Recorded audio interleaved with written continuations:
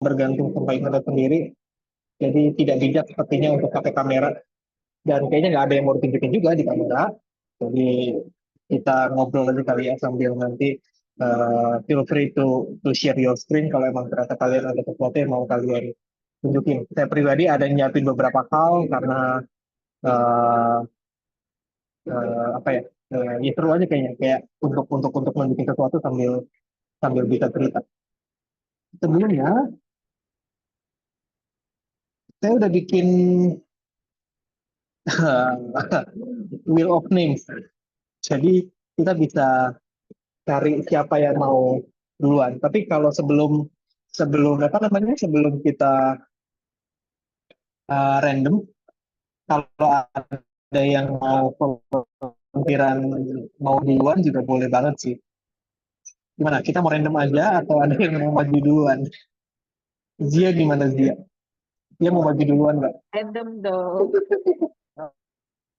Random, oke. Yuk ya, hari ini kita bakal ada 4 orang yang akan bercerita. Saya akan cerita soal buku judulnya Lifelong Kindergarten. Kindergarten itu TK.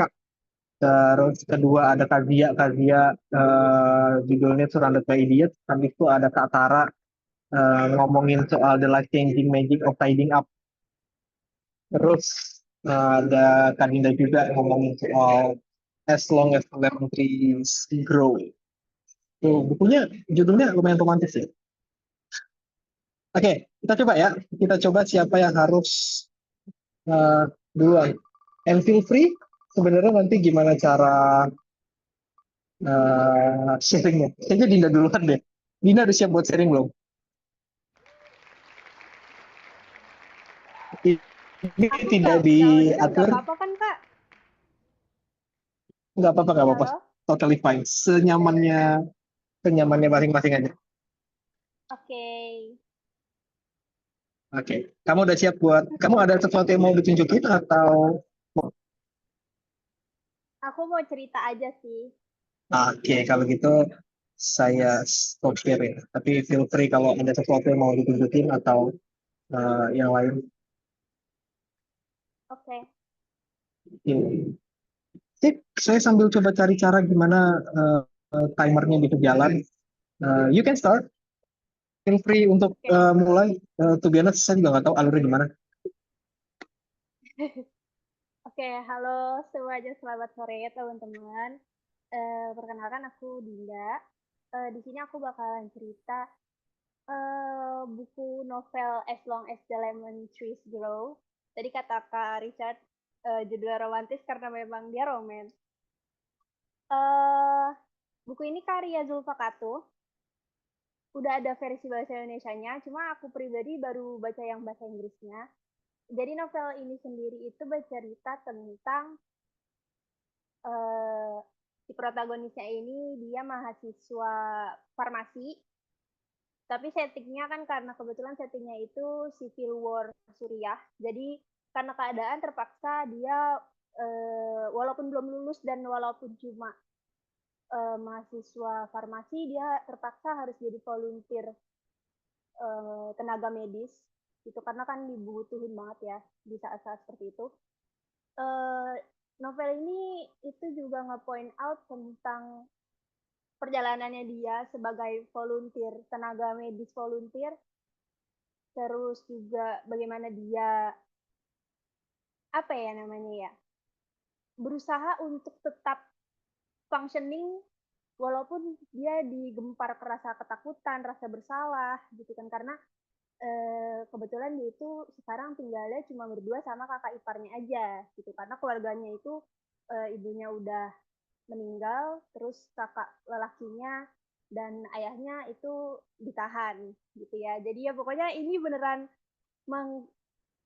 kita diajak tenggelam di suasana peperangan banget lah gitu ya. Ya kalian tahu sendiri lah ya gimana fenomenanya sekarang aja kayak gimana sih gitu. Terus yang bikin aku milih buku ini tuh sebenarnya karena buku ini tuh sangat-sangat menggugah perasaan yang sangat kuat buat aku. aku nggak pernah nangis baca buku, tapi buku ini bikin aku nangis di setiap chapternya karena ya pertama karena tentang peperangan itu dan dimana kita sebagai manusia tuh walaupun di keadaan segenting itu pun ternyata kita masih bisa menemukan cinta, anjay. Ya Allah, kok aku begini bahasanya? Ya Allah, maaf ya guys. Eh jadi tuh ya maaf ya. Jadi ya seperti itu. Dan apa menurutku bagus banget bukunya, recommended. Eh Eksplisit atau enggaknya lumayan, tapi eksplisitnya itu eh dalam segi medis gitu. Jadi gimana orang hancur leburnya kena bom kayak gimana tuh digambarin banget gitu. Dia lagi ngoperasi orang itu tuh digambarin banget banget banget karena kebetulan si penulisnya ini juga orang farmasi gitu, dia lulusan farmasi juga, jadi sangat-sangat ini banget gitu loh, apa namanya, kita beneran jadi paham juga gitu gimana sih orang kalau misalkan lagi menangani orang-orang yang sedang cedera itu kayak gimana gitu ya. Terus di sini tuh juga uniknya lagi si karakter utamanya ini tuh dia saking tekanan mentalnya tertekan banget ya. Jadi ada satu karakter itu tuh hasil dari halusinasinya si karakter utama kayak gitu. Dan dia tuh si karakter halusinasi ini di situ tuh gunanya sebagai coping mechanism gitu. uh, Ya so far sih pengalamanku membaca buku ini sangat-sangat bagus ya. Dari bahasanya pun masih mudah dibaca untuk apa, walaupun bahasa Inggrisnya bukan bahasa Inggris yang ribet, tapi at the same time sangat indah menurutku cara dia menggambarkan cintanya si karakter utama dan karakter pasangannya itu sangat-sangat menyentuh hatiku gitu. Gak tau ya kalau misalkan versi bahasa Indonesia-nya, kalau misalkan bisa sebagus itu berarti penerjemahnya sangat hebat. Ya, uh, buat aku segitu dulu aja. Terima kasih semuanya. Sorry, sorry. Mungkin tadi ini sesuatu ini fiktif atau memang diambil dari kisah nyata atau terinspirasi dari kisah nyata gitu. Dia fiksi tapi memang terinspirasi kisah nyata gitu. Nah, oke. Terus apa motivasi itu terus Iya. pertama kali baca ini tuh memang ngelihat ngelihat rekomendasi atau memang kayak ngelihat cover atau memang direkomendasiin dari siapa itu tetap baca dari internet atau memang Hmm. tertarik sama judulnya atau apa gitu. Kalau terinspirasi dari mananya, aku nemu buku ini dari TikTok ya, karena kebetulan buku ini lumayan rame di kalangan BookTok dan Bookstagram. Aku awalnya mikirnya emang worth the hype, dan ternyata menurutku sangat-sangat worth the hype. Hmm. Dan dan habis baca buku ini tuh ada ini nggak ada kayak lesson yang diambil gimana sih bang fiktif aku fiktif tuh kayak lumayan ada mungkin kayak Gimana, Kak? eh, kayak habis dari baca buku ini tuh ini nggak ada sesuatu yang kamu pelajari nggak? Ya tadi kan kamu cerita mau tiap babnya itu bisa bisa bisa bikin terharu, terus ngelihat kondisi bahwa di mana ketika masa peperangan kita tetap masih bisa ngelihat sifat manusia macam-macam. Terus dia tadi cerita soal ya, secara eksplisit dan segala macam. Tapi di luar habis membaca ada sesuatu yang kamu pelajari nggak atau berubah dari dirimu gitu. Kalau di aku pribadi, yang bisa aku tarik dari buku ini ya, apapun situasi yang sedang aku hadapi, Hmm. sebisa mungkin aku membiarkan diriku itu jadi manusia. Jadi apapun yang aku rasain itu ya rasain aja gitu, karena itu Hmm. what it takes to be a human, ya itu gitu. Jadi walaupun apapun situasinya tetaplah jadi manusia. Oke, berarti emosi emosi apapun itu ya that's what makes us human gitu ya, artinya bisa bisa sedih, bisa takut, tapi di antara hal itu tetap bisa apa namanya nemuin titik-titik terang juga mungkin. Saya tutup ya, pasti masih belum baca buku ini, dan mungkin ini akan jadi buku apa namanya apa sih ini, romance itu kan ya. Iya, dia romance, drama gitu sih, Kak. Iya, mungkin ini akan jadi buku romance pertama yang saya baca. Let's see. I will Aku let you suka. know how it goes. Iya. Dan romance-nya ini romance yang sangat slow burn, yearning-nya tuh berasa banget. Jadi bukan romance yang kelihatan banget romance-nya, cuma tetap berasa. Menyentuhnya tuh Hmm, berasa. seru seru. Oke, ini Kak Zia ada angkat tangan apa sih? Aku penasaran aja sih, kalau ini ada hard copy-nya nggak sih, atau di mana kita bisa dapetin atau beli, Din? Karena terus terang aku pecinta fiction juga, tapi aku nggak terlalu suka yang belum pernah apa baca yang apa romance gitu ya. Mungkin ini bisa jadi apa, jadi salah satu yang bisa aku baca juga sih. Oke. Kalau ini aku belinya di Periplus, itu lewat Shopee sih, tapi Periplus yang versi bahasa Inggris. Kalau yang versi bahasa Indonesia, tauku di Gramedia itu udah banyak banget. Jadi lumayan mudah untuk didapat. Di Belinya Periplus, Kak. Vivian belum pernah nyobain baca buku romance, apalagi katanya sampai nangis ya. Let's see how it goes. Kamu merekomendasikan buku ini untuk orang yang seperti apa, atau orang yang mau apa, atau apa yang kamu rekomendasiin? Ya, aku merekomendasikan buku-buku ini buat kita semua, yang biar kita semua melek situasi juga. Kalau di suatu sudut di dunia ini tuh hal-hal yang kayak gini tuh terjadi beneran gitu. Dan memang aku dulu juga Hmm. sempat wondering gimana sih orang-orang yang lagi di kondisi konflik itu hidupnya tuh kayak gimana. Ternyata ya walaupun sedang di keadaan kayak gini pun mereka masih bisa menemukan secercah kemanusiaan gitu, rasa-rasa manusia. Kita masih bisa uh, jatuh cinta dan segala macem. Itu tuh ternyata menyentuh itu, dan apa ya, bikin aku desperate gitu loh, kayak ya Allah kok sedih banget karena situasi ini mereka jadi nggak bisa begini gitu kan. Dan itu eye opening gitu. Dan buat kalian yang suka romance tapi nggak terlalu cheesy, ini sangat buat kalian banget gitu. Oke, oke, Dan oke. Dan ini mungkin konteks Dinda ini sastra Inggris dulu ya. ya, aku kebetulan lulusan sastra Inggris.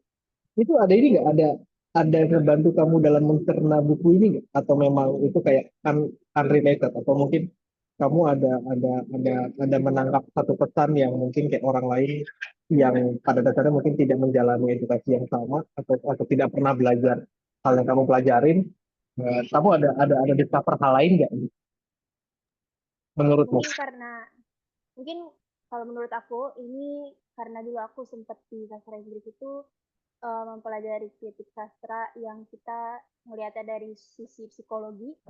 Jadi Hmm.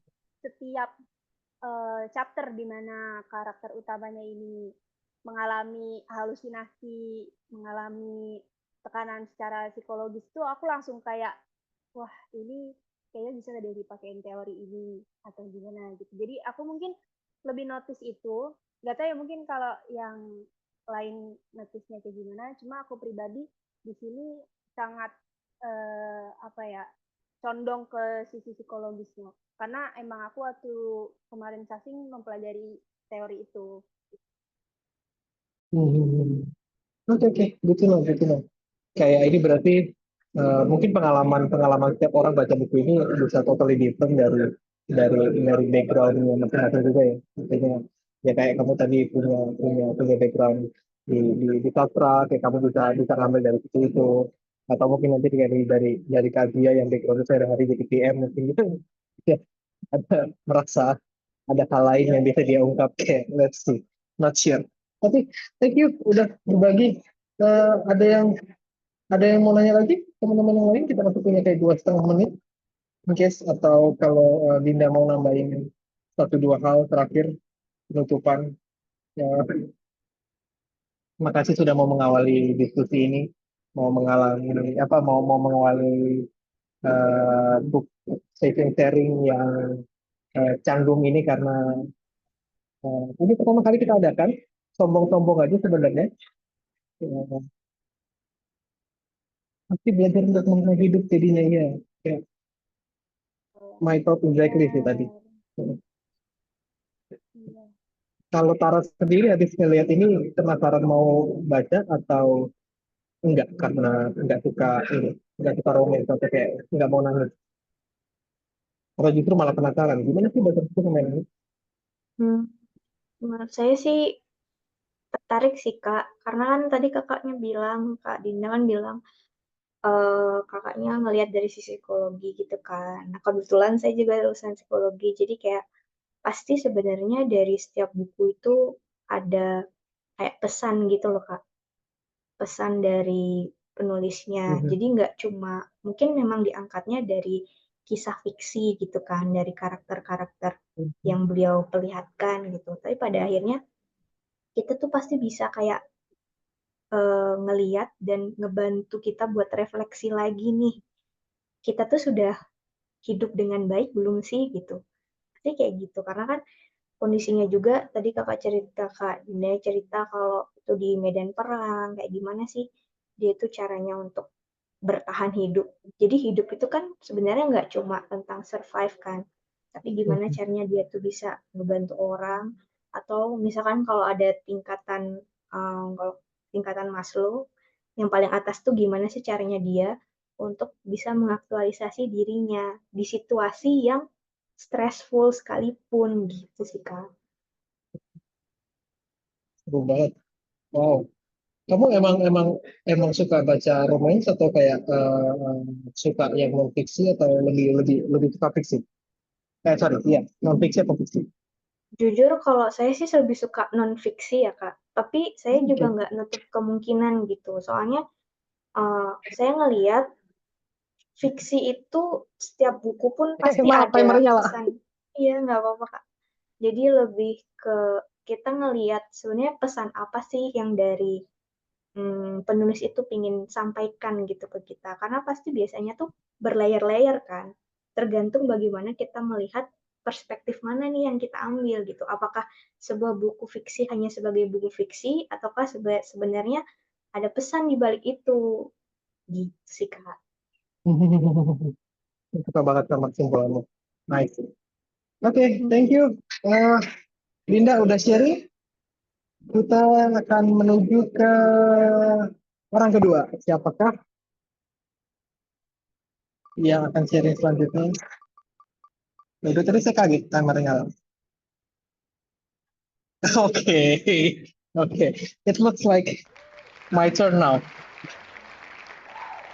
Oke, kita atur waktunya dulu 15 menit. Yap. Nah, buku saya itu judulnya Lifelong. Ini saya bikin satu apa namanya presentasi kali ya. Cuma saya nggak suka pakai PPT, jadi saya pakai Draw.io. Jadi feel free kalau memang ini merepotkan kayak bilang atau gimana. Dan kalau emang di tengah-tengah ada sesuatu yang mau kalian tanyain atau apa yang kayak menurut kalian itu menarik atau gimana, saya juga encourage kalian untuk kita bisa bahas bareng-bareng. buku ini sebenarnya udah yang saya bacanya tuh udah lama, lumayan kayak 3 bulan lebih kali ya. Dan habis dari buku ini belum banyak lagi baca buku. Makanya kemarin ngobrol-ngobrol apa namanya sama Kazia sama teman-teman yang lain, kami pengen ngadain ini itu sebenarnya salah satunya adalah ngadain kegiatan ini nih kayak nggak buku ini sharing session itu sebenarnya untuk ngebantu kami memaksa kami untuk baca juga. Itu salah satunya. Jadi saya keinget sama buku yang pernah saya baca ini judulnya Lifelong Kindergarten. Kindergarten itu kan TK. Kalau kalau kita di sini mungkin ya teman-teman kanak-kanak. Kalau di sana tuh namanya kindergarten. Terus kenapa namanya lifelong? Karena si penulisnya, si Michelle Resnick ini, itu hidupnya itu pada dasarnya sekarang mirip kayak main-main aja. Nah ini saya ada apa namanya ambil biodata dia sedikit dari Wikipedia ngomongin soal siapa sih si Michelle Resnick ini. Dia itu sekarang dia di MIT itu dia sebagai profesor salah satu di sana ngajar, dia dapat PhD juga di sana, dia doktor juga PhD maksudnya. Dia tuh di MIT, cuma MIT-nya bukan yang ngurusin science, sorry, ini science, tapi dia di bagian Media Lab, MIT Media Lab. MIT Media Lab ini itu mempelajari soal teknologi untuk edukasi. Jadi gimana teknologi bisa dipakai untuk sistem pembelajaran atau jadi bukan belajar teknologinya, tapi gimana si teknologi ini entah itu AI, entah itu robot, entah itu apapun bisa dipakai untuk memperkaya pembelajaran. Dia pun salah satu yang penggagas si Lego Mindstorm. Lego Mindstorm itu kalau teman-teman tahu itu kayak eh, Lego, cuma dia bentuknya itu kayak robot-robot gitu. Jadi ada sirkuit-sirkuitnya. Kita tuh bisa bikin robot, kita bisa bikin ada dinamonya, ada bikin segala macam. Terus dia juga salah satu penggagas Scratch. Scratch itu kayak bahasa pemrograman, cuma dia bentuknya itu blok. Iya, ini Lego ini mahal banget. Scratch code. Jadi dia bentuknya untuk ajarin coding, cuma dia bentuknya kayak blok-blok gini. Jadi kayak kita drag and drop gitu. Jadi saya ngelihat dia di tulisan dia di Lifelong Kindergarten ini itu kelihatan banget bahwa menurut saya dia tuh benar-benar paham mengenai pendidikan itu harusnya kayak apa. Dan kami di manusia itu tuh biasanya banyak banget apa yang kami lakukan, apa yang saya tulis di manusia, apa yang saya tularkan ke teman-teman yang lain, dan itu tuh asalnya dari sini Resnick ini, dari buku yang ini. Jadi ini tuh saya rekomendasiin banget buat kalian yang pengen banget belajar soal pendidikan ideal itu kayak apa dan harusnya itu kita di sekolah tuh ngapain. Nah, karena kenapa sih sebenarnya dia bilang itu lifelong kindergarten? Karena gini, dia tuh punya statement, kindergarten is the greatest invention in the previous 1,000 years. Menurut dia TK itu atau mungkin playgroup kali ya kalau kalau di sini. Karena sekarang TK kita tuh maaf kalau bahasanya mungkin kayak agak-agak aneh. Tapi TK kita juga kadang tuh agak dikotori dengan banyak hal, terlalu banyak belajar. Taman kanak-kanak itu mestinya bermain. Karena kalau kita ngelihat apa yang si Michael Resnick ini tulis, yang di dalam TK itu kita bisa mempelajari di mana orang seharusnya belajar. Anak-anak belajar itu bebas berkreasi. Gitu. Kayak mungkin kalau teman-teman sekarang ingat TK dulu, kita tuh nggak terlalu banyak objektifnya. Kita tuh di TK itu lebih banyak ngobrol dengan tim, terus kita bebas berkreasi, kita bermain di situ. Terus kita juga nggak ada aturan kayak, oh mainnya salah, harusnya jangan main kayak gitu. Enggak. Kita tuh ditekankan untuk kayak tidak takut salah, karena yang pada dasarnya bermain. Terus si Michelle Resnick ini bilang kalau kita tuh bisa ngelihat cara orang belajar itu mestinya tiru dengan cara anak-anak gitu. Karena cara belajar itu mestinya dengan cara eksperimen.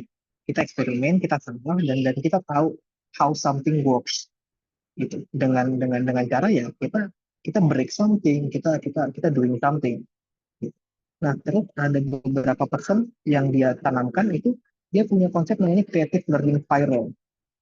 Di mana kita muncul dari pertama tuh imagine tuh kayak bayangin dia mau ngapain. Jadi kayak dia tuh ngasih contoh eh, kalau kita mau main, kita mau bangun Lego, kita mau bangun menara, mereka itu akan mikirin dulu menara itu bentuknya kayak apa. Kalau mereka nggak tahu bentuknya menara, mereka dipersilakan untuk googling dulu atau nanya atau mereka baca buku atau apa gitu. Jadi bentuknya menara itu seperti itu.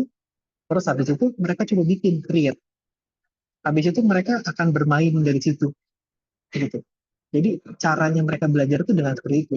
Kalau dulu kan orang pada bilang itu eh, bermain sambil belajar. Enggak, bermain itu sebenarnya belajar gitu. Jadi kayak cara pandang yang totally different dengan apa yang kita pelajari dulu. Iya kan TK di sini tuh udah harus dikekali tuh. Nah itu makanya saya tadi bilang bahasanya tuh kayak TK sekarang tuh dikotori gitu. Tapi mohon maaf kalau katanya tuh kayak agak kasar. Cuma seperti itu ya saya melihat. Terus habis dari mereka bermain, mereka tuh membagikan hal itu ke teman-teman ke peersnya. Terus mereka reflect. Oh, jadi ketika mereka bangun menara ketinggian, mereka tuh ternyata menaranya jatuh. Jadi mereka reflect. Oh, menara itu kalau misalnya bangunnya ketinggian itu bisa jatuh. Jadi gimana caranya supaya fondasinya itu kita bikin lebih lebih kuat misalnya. Atau kita jangan pakai Lego sepenuhnya, kita mungkin ada pakai lem atau pakai yang lain-lain gitu. Habis dari itu mereka imagine kenapa hal itu kejadian dan mereka akhirnya create lagi sesuatu yang baru. Dan ini tuh creative learning spiral. Dan ini bekerja kalau memang ada tekanan untuk tidak, maksudnya salah itu nggak apa-apa. Makanya kenapa sekarang kalau teman-teman pernah ikut suatu manusia, ya di sini pasti pernah ikut semua makanya itu kami selalu menekankan bahwa nggak apa-apa kalau kalian salah, itu kayak totally fine. Di sini itu tempat aman. Kelas itu mestinya adalah tempat yang sangat aman untuk kita bereksperimen. Ketimbang kelas itu kayak jangan jangan jangan salah gitu. Terus dia juga punya konsep namanya 4P Creative of Learning. Jadi ada proyek, ada passion, ada fit, ada playful. Nah, di mana ini tulisannya banyak, cuma saya tingkatin aja kali ya. Kalau dalam proyek, orang pada bilang common concern-nya untuk proyek itu adalah itu susah deh kalau kita ngomongin proyek karena kita mesti nyiapin dulu semua konsepnya di awal, kita mesti ajarin dulu semuanya di awal supaya nanti mereka ngerjain proyeknya gampang. Padahal sebenarnya ini ada yang saya highlight. But when students solve that of the connected problem, ketika kita ajarin mereka semua basicnya dikit-dikit, yang mereka dapetin itu adalah disconnected knowledge. Mereka tuh nggak tahu gimana cara nyatuin knowledge itu. Bayangin kita dulu di sekolah kan gitu kan, belajarnya kita belajar biologi dikit, kimia dikit, fisika dikit, geografi dikit, ini dikit, itu dikit. Akhirnya kita tahu dikit, tapi kita nggak tahu gimana cara menjadikan hal itu. Nah, dia bilang, project based itu nggak seperti itu. Kita lepas mereka untuk lakuin apa yang mereka suka, dan mereka akan mencari tahu sendiri sebenarnya. Nah, masuk ke dalam poin kedua, passion. Kebanyakan kita mikir gimana caranya guru itu untuk mempermudah sesuatu hal. Karena kayaknya guru selalu mikir, kayaknya anak-anak tuh kalau misalnya belajarnya gampang, itu nanti bakal oke deh. Bayangin kalau sekarang semua anak bakal belajar dari Instagram yang kayaknya 30 detik video, 1 menit video itu bisa membuat kesannya mereka tuh jadi pinter banget. Akhirnya apa?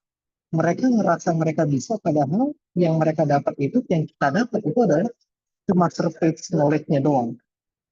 Gitu. Nah, dia bilang, no, kayak children tuh willing to work hard. Mereka tuh mau kok belajar, mereka tuh mau work hard. Mereka tuh apa ya? eh, dengan kita ini mungkin nyambung sama apa yang manusia tulis. Ini diambil dari webnya manusia, by the way, cuma masih belum beres webnya, tapi itu bocoran aja. Webnya manusia nanti akan tayang.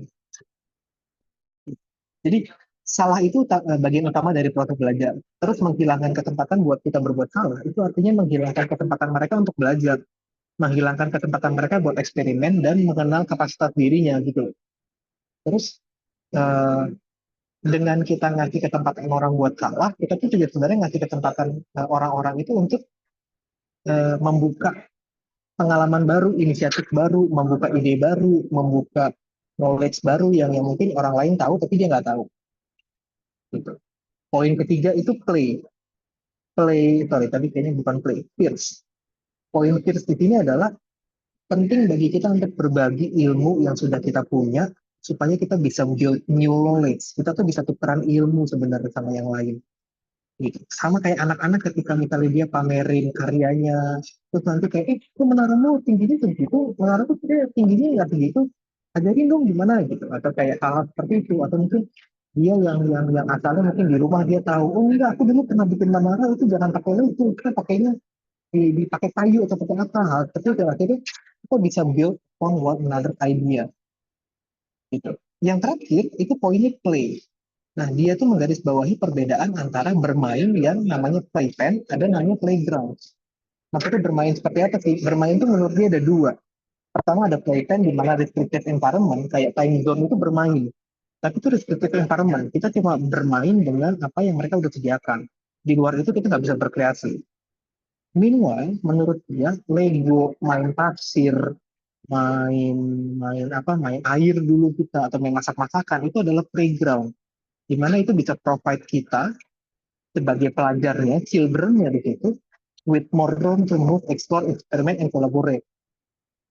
Jadi kata dia bedain antara playpen sama playground. Terus bedain juga antara kita menggunakan teknologi untuk belajar sama kita cuma mindahin proses pendidikan yang sekarang dengan teknologi.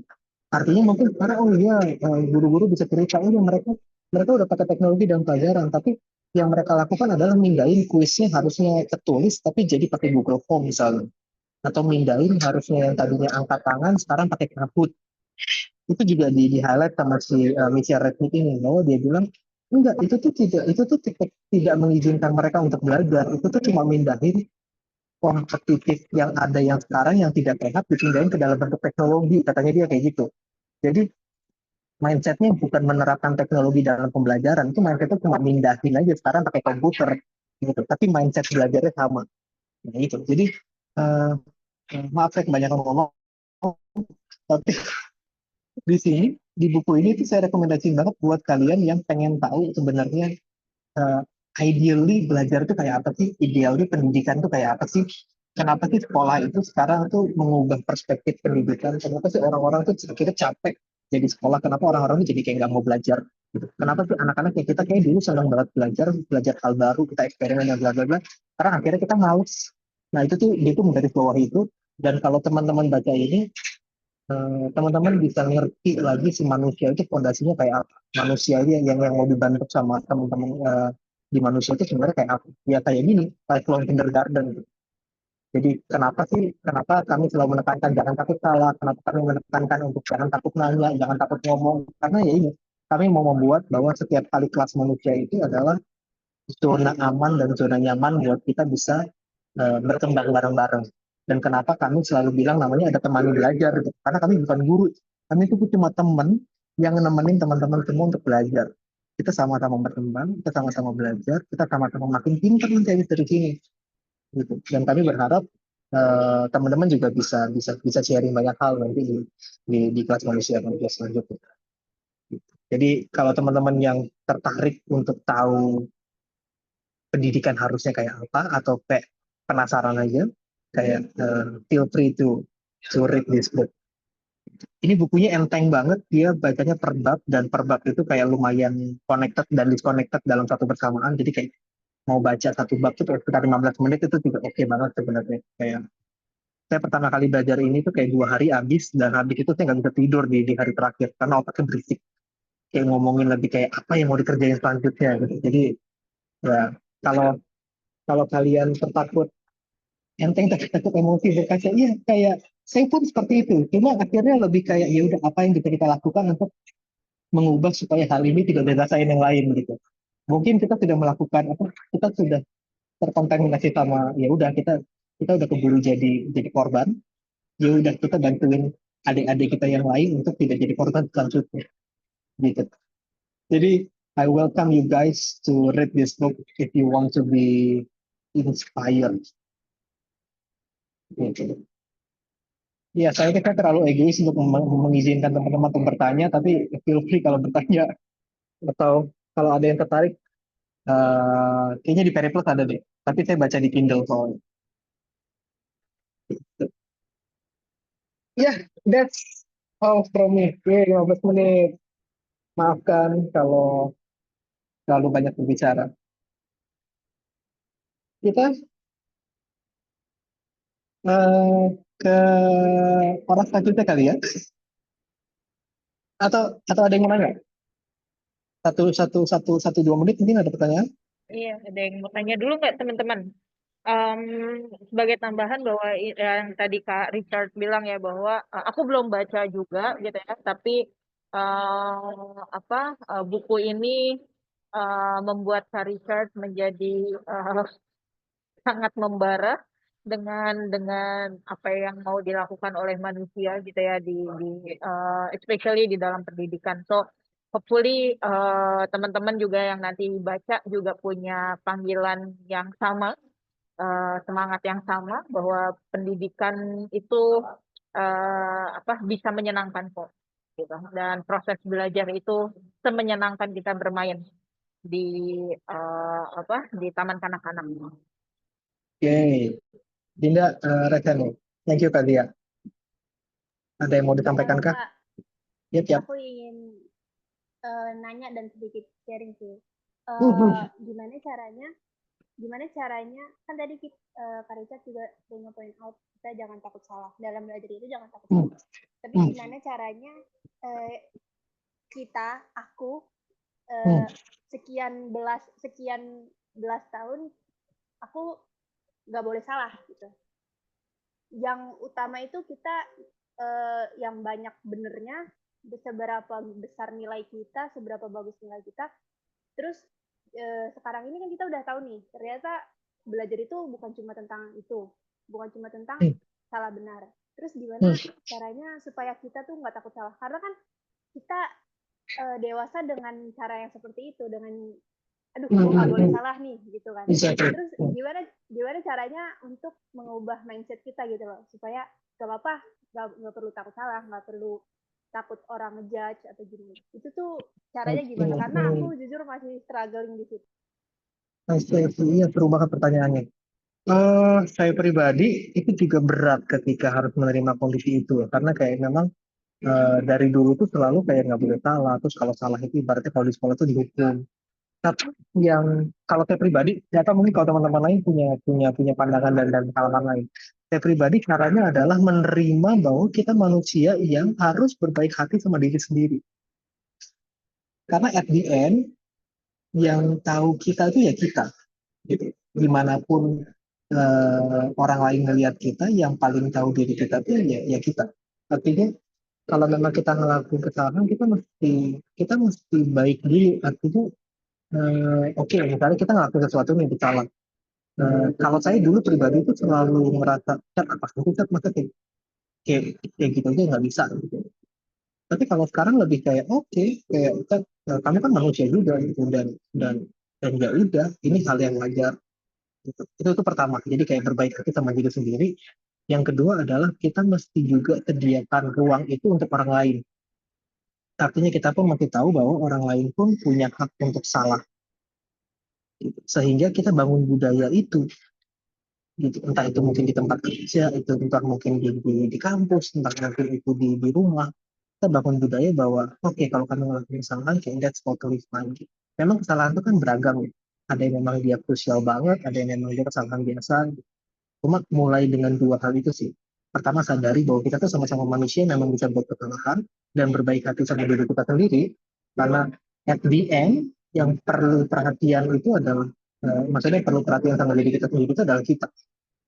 Kedua adalah sebisa mungkin kita bangun budaya itu di tempat kita.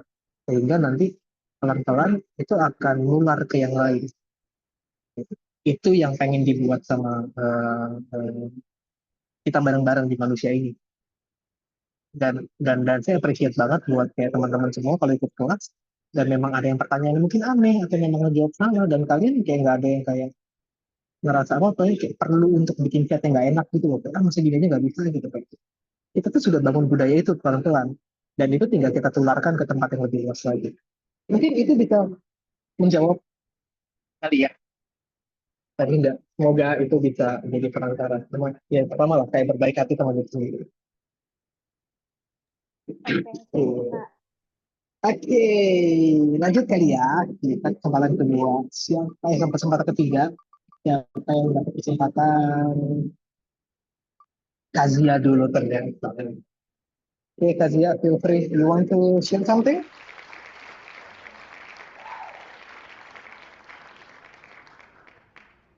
Clear? Oke, sip. Nice. Clear ya suaranya ya. Oke. aku mau mulai dari kenapa aku baca buku ini. Jadi sebagai konteks bahwa aku bekerja di project management, di mana aku dituntut untuk mengenal banyak orang, aku dituntut untuk bisa bekerja sama dengan banyak orang, aku bisa analyze people juga gitu ya. Dan aku juga senang dengan psikologi gitu. Dan aku senang observasi orang-orang tuh seperti apa sih. Dan itu menjadi salah satu alasanku juga bergerak di menggerakkan manusia ini bersama dengan Kak Richard. Sampai di satu titik aku mulai penasaran dengan ada nggak sih teori-teori yang bisa menunjang uh, activity kita di manusia. Especially dulu itu 2023 kami banyak bikin training gitu untuk untuk siswa-siswi dan mahasiswa yang mau mulai bekerja gitu ya. Dan akhirnya aku baca satu buku ini karyanya Thomas Erikson. Konteks Thomas Erikson ini dia behavioral expert. Jadi dia tuh eh, benar-benar expert lah untuk mengenali behavior manusia. Dan satu bukunya dia, sebenarnya buku-bukunya dia tuh unik-unik judulnya. Nanti kalian bisa cari, ada Surrounded by Idiots, ada Surrounded by Liars, ada Surrounded by Psychopaths, ada Surrounded by apalagi lah, banyak lah dia buku-bukunya. Dan dia juga seorang yang ahli komunikasi gitu. Aku direkomendasikan satu buku yaitu Surrounded by Idiots. Ini bukunya tentang bagaimana sih kita bisa berinteraksi dengan orang-orang dengan behavior atau dengan personality yang berbeda gitu. Tujuannya adalah bagaimana kita bisa bisa bekerja sama, bisa menghilangkan stres ketika kita konflik dengan orang yang beda personality-nya dengan kita. Terus banyak lah yang bisa dipelajari. Nah, di buku ini yang uniknya adalah kita tuh belajar dikasih tahu tentang 4 main behavior gitu ya. Ada 4, dan dia diwakili dengan masing-masing warna. Kalau kalian bisa lihat tuh ada warna merah, warna kuning, warna hijau, dan warna blue. Kalau merah itu dia dianalogikan merah karena dia itu dominan gitu. Mungkin teman-teman ada yang pernah ikutan kayak udah pernah dengar DISC, leadership style, ada dominan, ada influence, atau ada conscientiousness, ada steadiness. Nah, ini sama gitu. Jadi untuk orang-orang yang dominan, personality-nya dominan, itu tuh digambarkan sebagai warna merah gitu. Biasanya orang-orang dominan itu kalau di buku ini aku belajar bahwa mereka itu sangat-sangat visioner, mereka energinya banyak, terus orangnya ambisius dan cepat banget kalau bekerja gitu ya. Makanya kenapa kalau kalian bisa lihat, ini semenjak aku baca buku ini ya, aku jadi kayak merasa, waduh, eh, kebayang orang dalam satu kelompok gitu ya, isinya dominan atau isinya orang-orang merah semua gitu, pasti chaotic banget gitu ya. Jadi aku belajar di sini gimana cara bekerja bersama dengan orang-orang yang behaviornya atau warnanya merah gitu.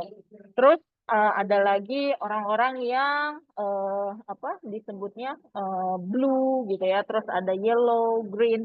Kalau blue itu dia kebalikan dari red gitu. Kebalikan dari red itu artinya kalau di DISC dia itu orang ih, dia orang yang sorry, ya, enggak, dia orang yang kalau blue itu orang I itu artinya dia influence, dia charming, dia bisa kalau ngobrol sama orang itu bisa pokoknya orang jadi nurut deh gitu, terkesima deh sama dia gitu. Dan orang-orang yang seperti ini eh apa eh, mudah sekali influence people gitu, dan talkative gitu, dan sangat-sangat talkative, charming lah. Nah, terus ada lagi, ini kebalikannya dari red, itu ada green. Nah, green itu kalau di DISC dia tuh S, dia steady. Dia orangnya tuh lebih pelan dibanding sama red. Nah, kalau kalian mau bayangin red sama green itu siapa? Red itu aku, green itu Richard. Nah, udah itu. Karena orang green itu biasanya dia lebih calm, dia lebih apa? Dia lebih tertata, teratur gitu. Eh, teratur dan eh, apa biasa dalam satu kelompok itu biasanya harus ada orang green. Kalau ada satu orang red harus ada satu orang green supaya apa supaya nggak frustasi orang-orang lain. Karena kalau semuanya isinya green, percayalah tidak ada yang bergerak. Kalau kebanyakan red, kebanyakan berantem ya gitu. Jadi eh, harus seimbang. Nah, di buku ini tuh dijelasin banget lah, pokoknya gimana si orang-orang dengan karakter red, blue, dan green ini, dan apa yang dianggap penting dari mereka, dan apa yang bisa dilakuin gitu ya, ketika kalian berinteraksi dengan mereka. Ada satu lagi yellow. Yellow itu dia itu kayak ini loh, apa sih kalau di DSC yellow itu kayak conscientiousness. Conscientiousness itu um, dia tuh lebih analytical orangnya. Dia biasanya ya, biasanya. Terus kayak lebih apa? Lebih observing people gitu. Kayak apa-apa tuh diperhatiin gitu ya. Dan dia nggak yang berbeda. Dia benar-benar analytical lah. Dia benar-benar bisa kenapa pada berkomentar aku red green? Oh sorry, aku salfok sama chatnya. Oke, terus lucu-lucu. Dan di buku ini, bukunya BTW aku belum banyak belum sampai akhir bacanya. Aku baru setengah bacanya. Tapi it's very apa ya, very helpful for me untuk untuk bisa mengenali timku sebenarnya pada saat aku bekerja sama dengan mereka karena kebetulan karena aku orangnya red gitu ya masuk ke golongan red jadi somehow aku itu suka push people gitu dan yang di push adalah orang-orang green gitu ya dan kasihan gitu ya jadi semenjak aku baca buku ini tuh aku jadi kayak lebih bisa aware sama orang gitu ya bisa lebih oh dia nggak bisa diginiin nggak bisa terlalu di push gitu ya atau oh ternyata apa orang green itu harus dikasih pekerjaan yang jelas nggak bisa yang terlalu general. Pak Richard itu kalau aku misalnya aku mempunyai satu visi dan visi itu belum jelas, dia akan ngoceh gitu. Lu mau bikin apa? Kenapa gitu ya? Nah karena orang-orang yang green itu biasanya dia harus benar-benar terstruktur dan harus benar-benar jelas. Nah buku ini recommended banget, sangat-sangat direkomendasikan sangat-sangat direkomendasikan untuk orang-orang yang emang seneng banget sama dunia psikologi, seneng sama behavior human behavior gitu ya. Kalian bisa bisa banget baca buku ini. Ini seru sih. Kalau menurutku wajib dibaca untuk teman-teman yang mungkin bekerja dituntut untuk bekerja sama dengan banyak orang. It's very helpful. Itu sih dariku. Silakan kalau yang mau tanya. Thank you Kak Bia. Eh, saya penasaran di sini sih sebenarnya. Sorry, ini agak kritik. Kalau apa emang orang tuh bisa dikategoriin kayak itu aja kayak satu warna gitu atau memang ada yang kayak rada pelangi gitu nggak sih? Maksudnya mungkin merah kehijauan, merah kebiruan atau biru ke kuningan apa gitu atau memang ya udah kayak kamu merah merah aja gitu ya. Oke, aku seneng nih pertanyaan ini. Jadi sebenarnya kayak tadi ya, bahwa kalau orang red itu apa kebalikannya adalah orang green. Orang blue itu adalah kebalikannya orang yellow. Jadi nggak mungkin satu orang itu ada di satu kepribadiannya ada red dan green. Itu nggak mungkin karena itu dua tipikal atau behavior yang berbeda. Nah, tapi dia bisa dikombinasikan dengan warna lain. Let's say kayak red-nya dia tinggi banget, tapi dia dibarengi sama I-nya gitu ya, atau dengan C-nya. Jadi eh, pasti ada salah satu yang dominan. Nah, cuma memang apakah itu bisa berubah? Eh, secara secara eh, sebenarnya naturalnya itu ada patternnya bahwa alamiahnya seseorang itu ada kecenderungan ke salah satu sisi. Tapi kalau kalian misalnya terlalu sering ngobrol sama atau berinteraksi sama orang-orang yang red, biasanya kalian akan kebawa secara energi menjadi orang red juga, tapi tidak menghilangkan nature-nya kalian, misalnya sebagai orang yang green atau sebagai orang yang yellow atau sebagai orang yang blue. Jadi tetap ada dengan siapa kalian berinteraksi, ya seperti itulah kalian akan jadi gitu ya. Tapi tidak tidak tidak menghilangkan nature-nya kalian gitu. Jadi sedinamis itu sih kalau yang aku baca. Oke.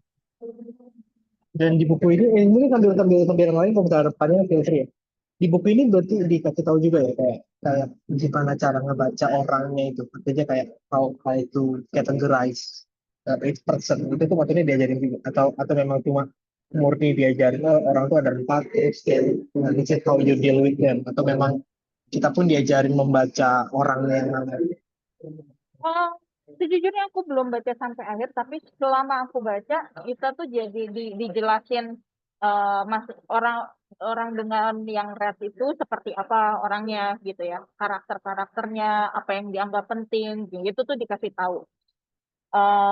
Dan eh, nggak cuma dikasih tahu, itu nggak cuma untuk kita bisa menilai orang lain, tapi kayak sejujurnya setelah baca buku ini aku jadi tahu ternyata saya 100% red gitu.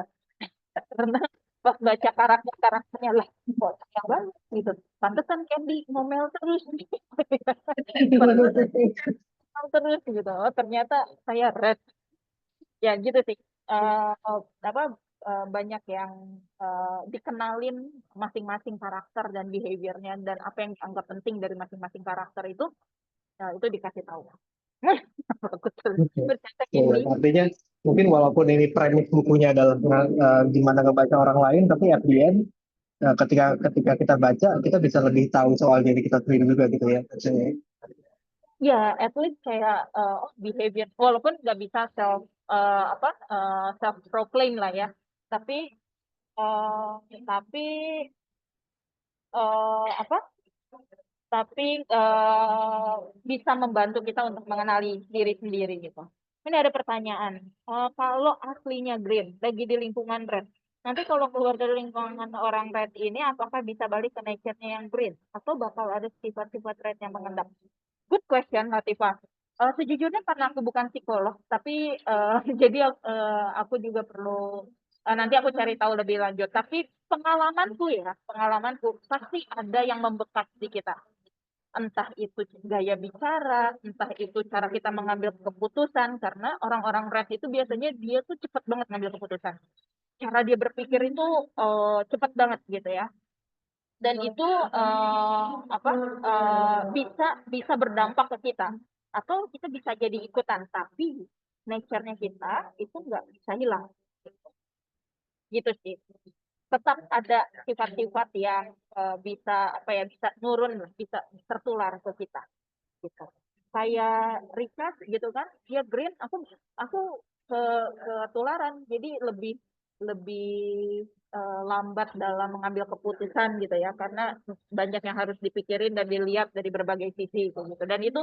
Dan itu terlatih gitu. Jadinya ketularan lah. Tapi tetap biasanya cepat aja gitu kalau ngambil keputusan.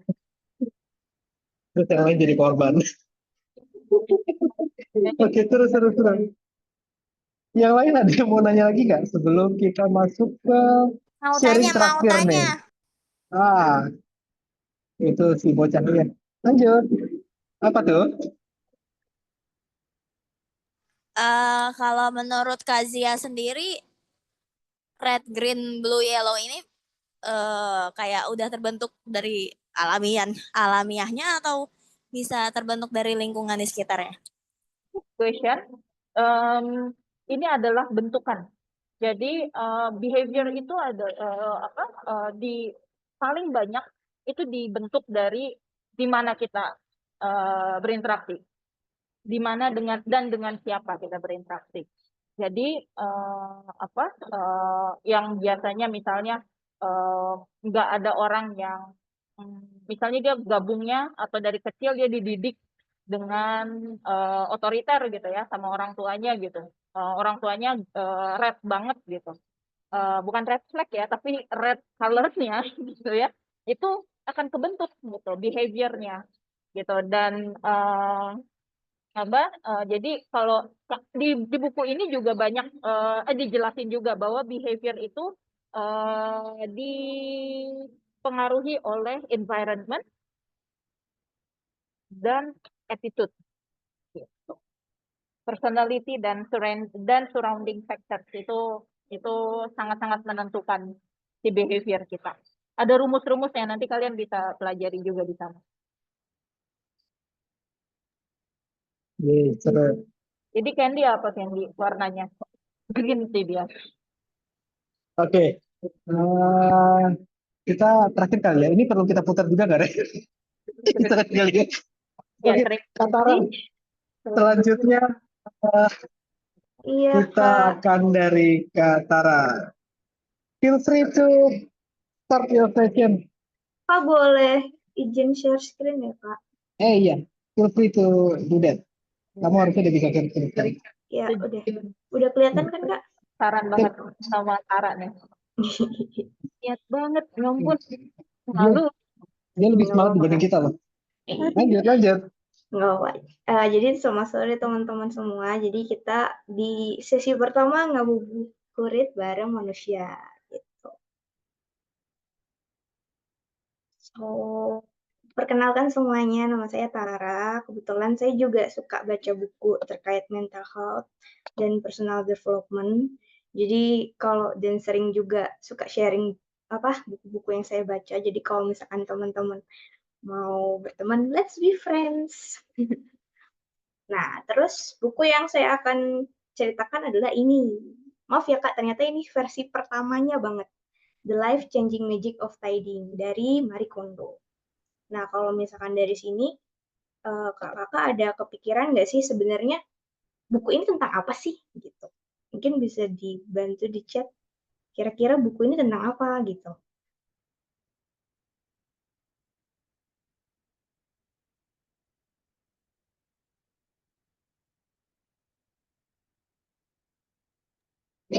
Tentang beberes katanya. Iya benar, ini bukunya tentang beberes gitu. Tapi sebenarnya apakah buku ini cuma bercerita tentang beberes? Nah, ini kita bahas bareng-bareng ya. Jadi, ini adalah highlight dari buku ini. Ini adalah buku dari Marie Kondo. Jadi, beliau itu bercerita gimana sih awalnya seorang Marie Kondo itu nemuin passion-nya. Hingga beliau itu bisa buat suatu bisnis konsultan tentang beberes. Bayangin. Jadi waktu kecil, beliau tuh cerita, beliau tuh dari TK tuh suka banget ngeberesin kayak nata-nata meja atau rak-rak buku kan kalau di Jepang ada kan, ya rak-rak buku tuh. Beliau tuh paling semangat buat nata gitu. Sampai waktu SMP dia tuh sering banget namanya beli buku kayak baca buku yang magazine itu, majalah tentang rumah. Gimana sih caranya untuk membereskan rumah gitu. Nah, habis itu dia juga cerita gimana sih tips dan trik dalam beberes. Karena menurutku selama ini tuh kita tuh nggak pernah diajarin tips and trik yang benar gitu loh. Karena sering banget akhirnya ini taruh di mana gitu. Kita bingung gitu. Jadi di buku ini dijelasin caranya biar efektif tuh gimana gitu. Dan beliau itu juga cerita gimana sih dia itu ketika dia tuh membantu klien-kliennya dalam membereskan rumahnya. Gitu. Dan di buku ini juga dijelasin gitu, kayak transformasi klien-kliennya ketika mereka itu melakukan perubahan terhadap rumahnya. Jadi setelah dia melakukan declutter, itu tuh banyak keajaiban gitu. Nah, terus kita lanjut. Konsep decluttering dari Marie Kondo. Jadi, Marie Kondo tuh bilang, ketika kita menata rumah sesuai urutan, kita juga dapat meletakkan hal-hal lain sesuai dengan masanya. Maksudnya begini, kadangkala kita itu sering banget itu numpuk barang, kayak misal jaket waktu SMA, jaket alma mater kuliah gitu. Apakah sekarang digunakan? Enggak kan, tapi kita tuh berat gitu untuk melepaskan itu gitu. Jadi ketika kita bisa menata itu, kita tuh bisa ngelihat apa sih yang sebenarnya yang kita butuhkan dan apa yang kita tidak butuhkan. Jadi kita tuh benar-benar dihadapkan dengan pilihan gitu loh. Dan declutteringnya dari Marie Kondo ini, dia itu menekankan pada simpan barang yang membuatmu senang gitu. Jadi kamu harus memilih nih, sebenarnya apakah barang-barang ini membuat saya senang atau enggak gitu. Jadi kuncinya adalah spark of joy gitu. Nah, story time. Jadi di sini saya mau cerita awal kenapa sih saya itu milih buku ini gitu. Awal mula saya nyari buku ini adalah karena saya pengen belajar beberes. Beneran. Jadi saya ngerasa kayaknya kok susah banget sih beberes gitu. Tiap kali ini ada aja yang perlu diberesin gitu. Dan puncaknya itu waktu saya pindahan dari waktu itu kan saya kuliahnya di luar Bali ya. Nah, di luar Bali tuh saya bawa pulang tuh buku-buku kuliah. Itu tuh pas diantar itu buku sampai 100 kilo. Bayangin itu buku kuliah itu 100 kilo gitu. Jadi saya ngerasa di situ bahwa saya kok jadinya kayak bookkeeper ya. Jadi kayak berat banget untuk ngelepasin buku gitu. Nah, makanya dari situ saya belajar tuh gimana sih caranya beberes yang benar gitu dari buku itu. Akhirnya kan mulai sampai akhirnya tahun lalu itu saya berhasil ngelepas banyak lah buku kan. Cuma bener-bener kayak ini udah 30 tahun lalu tuh 30 buku saya lepas yang terkait sama personal development ya. Kalau buku-buku kuliah emang ada sebagian yang saya udah sumbangin ke beberapa temen, karena kebetulan ada kayak mahasiswa atau adik kelas yang butuh gitu, jadi saya udah banyak sumbangin. Nah, itu tuh nggak cuma sampai di situ. Akhirnya, saya juga ngajakin ayah ibu saya buat beberes. Gimana ya? Coba bayangin, rumah kita tuh, kita anggapnya udah aman gitu kan. Ternyata, setelah kita beberes, kayak ibu saya tuh ketemu baju nikahan beliau, sudah berpuluh-puluh tahun, ternyata masih ada. Apakah digunakan lagi? Enggak, cuma sekali pakai. Jadi kayak, buat apa gitu kan. Akhirnya kan didonasiin gitu kan. Itu tuh sampai baju ibu saya tuh 3 garbage bag yang hitam, yang gede, itu tuh didonasiin. Kalau ayah saya kan lebih sedikit ya, nama bapak-bapak gitu kan, nggak terlalu banyak. Jadi paling cuma satu lah, satu kardus. Sedikit lah, nggak terlalu banyak mungkin. Kalau saya jujur, kalau masalah baju, saya tuh nggak terlalu melekat gitu. Jadi ya udah kalau perlu dilepasin, udah lepasin aja gitu. Tapi kalau masalah buku, wah itu berat tuh, jujur. Berat banget loh. Berat banget. Jadi bener-bener kayak, oke, aku bener-bener berusaha banget mulai dari tahun lalu beberes gitu kan. Nah, habis itu yang terjadi adalah setelah beberes, rumah itu jauh lebih enak energinya. Serius, gak bohong. Jadi ibuku tuh sering insomnia ya ketika di rumah. Jadi akhirnya beliau itu setelah beberes, itu tuh bisa tidur. Gampang banget tidur. Terus apa ya, jadi kita tuh karena energinya ya, percaya nggak percaya sih, tapi kalau menurut saya tuh kerasa bedanya apa ya, rumah yang sudah kita beresin sama yang enggak gitu. Coba kita pikirkan kalau misalkan kayak rumah angker gitu kan, rumah angker tuh kan udah nggak pernah ditinggalin, nggak pernah dibersihin, auranya kan pasti beda dengan rumah yang kita tinggalin, kita rawat gitu kan, pasti berubah gitu. Jadi di situ tuh bener-bener apa ya, bener-bener ngebuka pikiran bahwa wah ternyata dari hal sesimpel beberes aja itu membuat impact gitu loh, impact buat diri kita sendiri gitu. Terus apa sih yang saya pelajari dari buku ini? Nah, yang pertama itu kita belajar tentang awareness. Awareness itu apa? Suatu kesadaran. Kita akan sadar akan hal-hal sekitar kita. Terus kita juga akan sadar akan hal-hal yang kita punya. Yang kita punya itu banyak sebenarnya, tapi sering nggak sih kita mikir kayak, aduh aku kok nggak punya baju, aku nggak punya sepatu, tapi coba dikumpulin. Itu tuh banyak banget. Cuma kita aja nggak sadar, dan kadang kita nggak bersyukur atas hal-hal yang kita punya gitu. Terus kita juga sadar setelah kita tuh dijajaran tuh semua barang-barang, kita akan sadar hal-hal apa yang kita suka dan hal-hal apa yang nggak kita suka gitu. Terus kita juga belajar namanya detachment. Detachment itu apa? Kita belajar untuk tidak melekat dengan barang. Sehingga nantinya kita tuh tidak akan mendefinisikan diri kita itu dengan barang yang kita punya. Karena seringkali nih, kalau misalkan kita lihat kayak di TV-TV gitu kan, oh harus punya tas bermerek, harus punya baju bermerek, pokoknya biar wah gitu. Padahal apakah kalau misalkan kita nggak pakai baju bermerek itu kita nggak, misalnya value kita turun? Kan enggak kan. Jadi di sini tuh kita belajar untuk tidak melekat dengan barang yang kita punya kayak gitu. Terus kita juga belajar namanya letting go. Benar. Letting go itu kita benar-benar belajar untuk melepaskan. Melepaskan hal-hal yang sudah tidak selaras dengan diri kita sekarang. Karena kalau misalkan kita nggak sadar, misalkan kita udah penuh nih, ditambah terus, gimana caranya hal-hal baik itu bisa keluar gitu. Hal-hal baik itu bisa masuk. Maksudnya tuh kadang kita perlu untuk memberikan ruang supaya hal-hal baik itu masuk ke diri kita. Terus tadi kan saya bilang kalau ada kisah-kisah dari klien setelah dia beberes gitu kan. Jadi where's the magic gitu.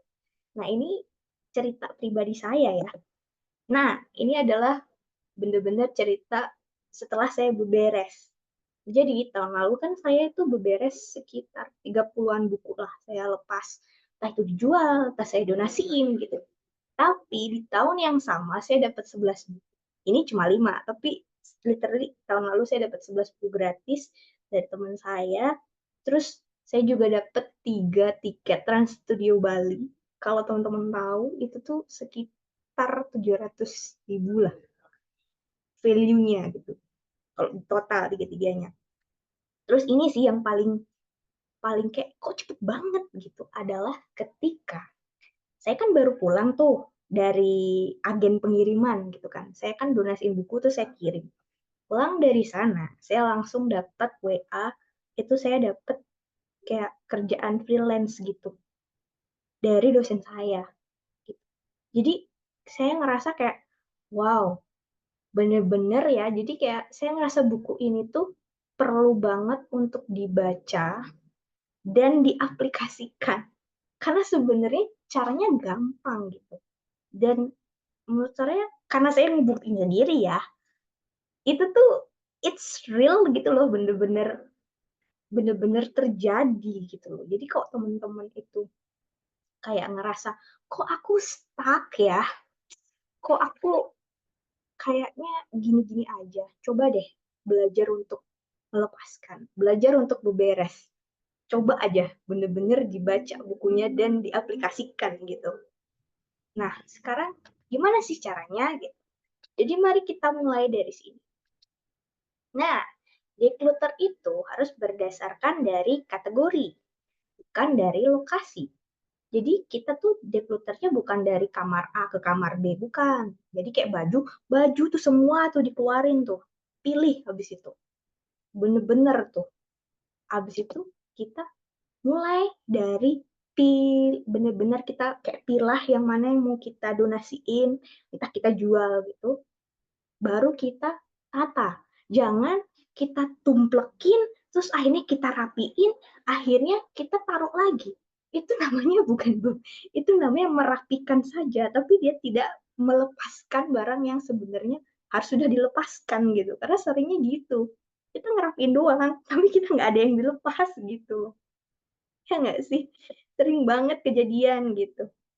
Habis itu, ini yang ketiga adalah benar-benar pilih hal yang benar-benar yang membuat kamu bahagia.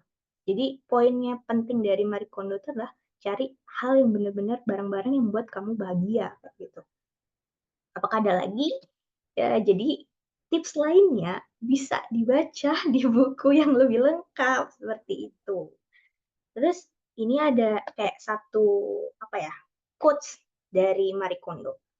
There are 3 approach we can take forward our possession. Face them now, face them sometimes, or avoid them until the day we die. Jadi kayak ada 3 pendekatan ketika kita menghadapi kemelekatan itu gitu. Apakah kita akan menghadapinya sekarang? Apakah nanti? Atau ya udah kita hindari sampai kita meninggal? Karena ini tuh bukan cuma tentang barang. Ini juga terkait dengan berbagai aspek kehidupan gitu. Kalau teman-teman pikir ini sebagai misalkan kayak kita menghadapi suatu masalah, kita punya 3 pilihan. Apa kita akan hadapi sekarang? Atau nanti-nanti aja? Atau sebenarnya ya udah kita tutup mata, kita menganggap itu nggak ada masalah gitu. Jadi the choice is yours. Jadi pilihan semua ada di tangan teman-teman. Baik, sekian sharing buku kali ini. Terima kasih banyak. Hey, wow, ini gila banget sih. Seru banget bukunya. Terus apa ya kayak nggak tahu kalau teman-teman yang lain. Kalau saya pribadi tadi yang paling ngena itu adalah kayak kalau kita nggak ngelepasin apa yang jadi apa namanya sesuatu yang clutter di kita tuh kayak kita nggak bisa welcoming new things to our life gitu. Kayak saya nggak menduga bahwa itu bisa dipelajarin dari buku yang mengenai beres-beres. Kemudian tidak expect bahwa itu se filosofis hal itu. Dan tadinya saya ngerasa iya mungkin beres-beres kayak ini diajarin gimana cara beres-beres terus and then what, tapi ya ternyata sedalam itu maknanya. Dan wow iya wow bingung sampai mau komen apa. Wow guys tolong bantuin. Tapi ini seru banget. Makasih Kak. Serius deh, bener. Jadi kayak buku penemuan buku tahun lalu yang bener-bener ngubah, maksudnya bisa applicable dan bener-bener kerasa resultnya ini bener-bener buku ini sih Kak. Karena kan kadang ada beberapa buku kayak yang terkenal itu kan kayak Atomic Habit gitu kan Kak. Itu memang bagus tapi terlalu banyak, saking padatnya tuh kita bingung buat aplikasiinnya gitu.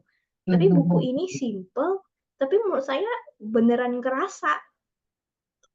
Jadi kayak, wah magicnya itu beneran ada gitu. Saya sampai kayak, wah ternyata memang betul ya buku ini gitu. Dan saya harap semoga ini nggak cuma nggak cuma diaplikasikan untuk barang ya. Ini juga bisa dari aspek-aspek kehidupan lain. Jadi misal nih, kayak pertemanan gitu. Ya mau nggak mau kamu juga harus belajar untuk declutter. Mana sih teman yang bakal selalu ada di masa depan? Kan setiap teman juga oke lah teman SMA gitu. Saat SMA kita bareng-bareng. Tapi apakah dengan kondisi sekarang itu masih sama? Karena kan value kita berubah kayak gitu. Jadi sebenarnya declutter itu nggak cuma tentang barang, tapi segala aspek itu butuh declutter gitu sih Kak. Iya betul soal karir, benar karir Seru betul banget. gitu. Dan kayaknya bukan saya satu-satunya orang yang suara kamu enak banget buat didengar. Terima kasih loh Kak. Dan saya salah satu yang bersyukur kamu muncul terakhir karena kalau kamu muncul di awal kayaknya yang lain pada pada takut buat sharing. Iya, dan satu hal lagi mungkin ternyata 1 jam itu udah cukup buat kita bahas 4 buku. Kayak terlalu pack waktunya. Jadi mungkin next time kita akan cari cari waktu yang lebih lega. Tapi makasih Kak Tara, makasih tadi siapa Kak Zia, Kak Dinda udah sharing mengenai bacaan teman-teman semua. Terus kasih juga teman-teman yang lain udah gabung sampai kita udah lebih dari waktunya dan bentar lagi kayaknya waktunya buka. Jadi untuk acara pertama ini luar biasa. Saya senang banget kita bisa ngumpul ngomongin buku dan semoga kalau saya pribadi semoga ini bisa jadi kayak apa ya, panggilan lebih kali ya untuk kita bisa baca lebih banyak dan semoga nanti ini juga bisa nularin ke yang lain karena eh, saya pribadi ngerasa kalau kita baca itu impact-nya entah kenapa kayak jauh lebih berasa gitu. Dan kita bisa baca apapun. Jadi kita kita akan adakan ini lagi. Mungkin konsepnya ngabuburit juga, tapi karena puasa 3 minggu lagi, ya let's see. Tapi kita bisa adain ini lagi nanti di next event. Bagi teman-teman yang mungkin sekarang cuma dengar, semoga bisa terinspirasi juga dan looking forward untuk mendengar kalau memang ternyata ada buku yang kalian baca, akhirnya tahu dari situ kalian baca dan apa yang kalian temukan dari situ. Apakah mungkin sesuai dengan apa yang diceritakan atau mungkin kayak kalian nemuin hal baru yang yang yang tidak dirasakan sama si pencerita sebelumnya. Itu juga seru untuk kita bisa gali lebih dalam.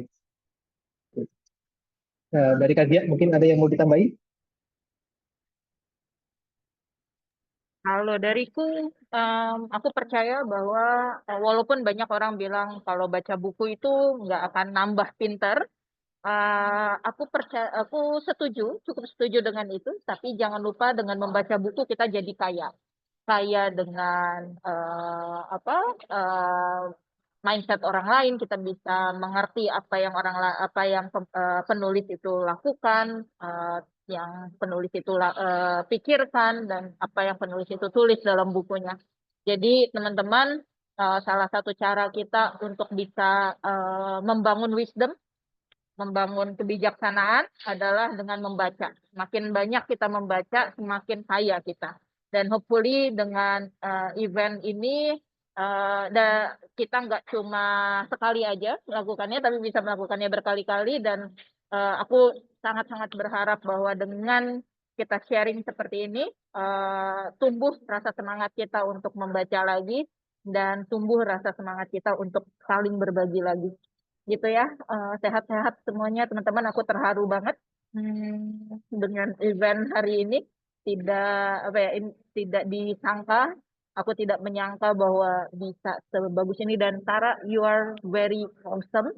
Thank you banget udah sharing. Dan Dinda juga keren banget. Aku benar-benar speechless lah dengar kalian berbagi sharing tentang buku yang kalian baca. Thank you teman-teman semua, sehat-sehat semuanya, dan selamat siap-siap untuk berbuka puasa ya. Ini udah mau jam 6 juga. So thank you semuanya. Oh iya, nanti kalau ada yang mau kasih feedback boleh banget ya, nanti kalian bisa tulis aja nggak apa-apa di grup ya, supaya kita bisa improve bareng-bareng dan kita bisa belajar lebih seru lagi. Oke, so thank you semuanya. Sampai ketemu semuanya. Thank you so much. Take Bye. care.